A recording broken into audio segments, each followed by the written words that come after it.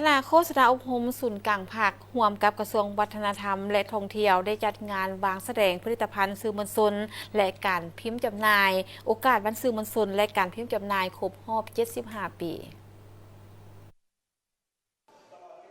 งานดังกล่าวนี้ได้จัดขึ้นในตอนปลายของวันที่ 11 สิงหาคม 2025 ที่หอวัฒนธรรมแห่งชาติโดยมีท่านลาวเปาส่งนาวงไซพ้องหัวหน้าคณะโฆษณาอบรมศูนย์กลางภาคท่านวันศรีกัวมั่วรองรัฐมนตรีกระทรวงวัฒนธรรมและการท่องเที่ยวโดยมีบรรดาการนำอดีตการนำพร้อมด้วยสื่อมวลชนท่านวันศรีกัวมั่วได้กล่าวว่างานวางแสดงผลิตภัณฑ์สื่อมวลชนและการพิมพ์จำหน่ายเนื่องในโอกาสเฉลิมฉลองวันสื่อมวลชนและการพิมพ์จำหน่ายครบรอบ 75 ปีครั้งนี้บ่เพียงแต่เป็นสัญลักษณ์แห่งความสำเร็จหากเป็นการแสดงให้เห็นถึงการเติบใหญ่ขยายตัวอย่างบ่หยุดยั้งของแขนงการสื่อตลอดระยะ 75 ปีผ่านมาแขนงสื่อมวลชนและการพิมพ์จำหน่ายได้ผ่านพาเส้นทางแห่งการพัฒนาอันยาวนานก้าวจากยุคแห่งการพิมพ์ดั้งเดิมสู่ยุคดิจิตอลที่ทันสมัยเวียกงานสื่อมวลชนบ่ได้เป็นเพียงแต่การนำเสนอข้อมูลข่าวสารแต่ยังเป็นพาหนะที่สำคัญในการปกปักรักษาและเสริมขยายวัฒนธรรมการศึกษาพร้อมทั้งเป็นกระบอกเสียงที่ก่อสร้างความสามัคคีปรองดองภายในชาติผลิตภัณฑ์ที่นำมาวางแสดงในงานรวมมีทั้งหมดแมน31 ห้านในนั้นมีสื่ออิเล็กทรอนิกส์19 ห้านสื่อสิ่งพิมพ์12 ห้านในโอกาสนี้ท่านลาวเปาส่งนาวงไซรองหัวหน้าคณะโฆษณาอบรมศูนย์กลางภาคก็ได้พูดถึงจุดประสงค์เป้าหมายของการจัดงานที่แสดงออกให้เห็นถึงความคิดสร้างสรรค์ความมุ่งมั่นและการเติบโตที่บ่หยุดยั้งของบรรดาสื่อมวลชนและทิศทางในการพัฒนาสื่อมวลชนในต่อหน้าวันนี้ก็เป็นปัญหาสำคัญอันนี้ที่พวกเราก็ได้ใกล้เคียงกิจกรรมนี้คือ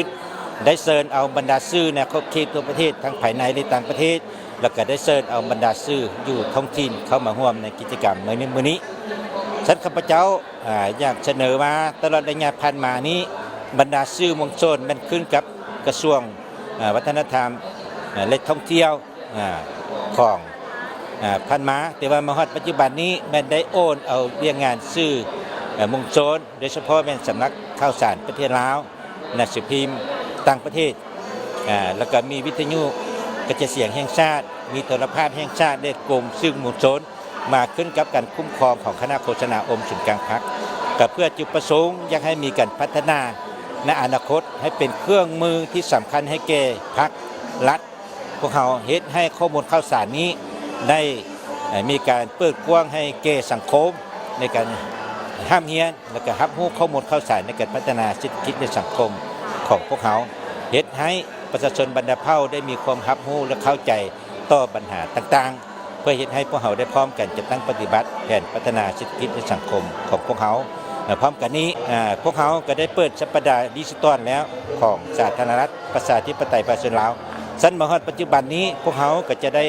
นำใช้บรรดาโทรภาพนี้นอกจากออกในหน้าจอโทรทัศน์แล้วพวกเขาก็ยังสีได้ลงอยู่ใน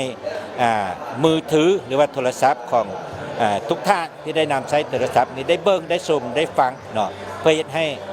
บรรดาข้อมูลต่างๆนี่ได้เปิดกว้างสู่สังคมได้มีความรับรู้และเข้าใจ